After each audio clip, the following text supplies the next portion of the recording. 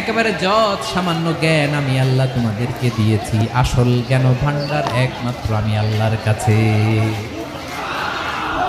এজন্য জ্ঞানের বড়াই করা যাবে না। আল্লাহ বলে আমি যদি জ্ঞান দেই তাইলে তোমরা জ্ঞান পাও, এছাড়া জ্ঞানের কোনো মাধ্যম দুনিয়াতে।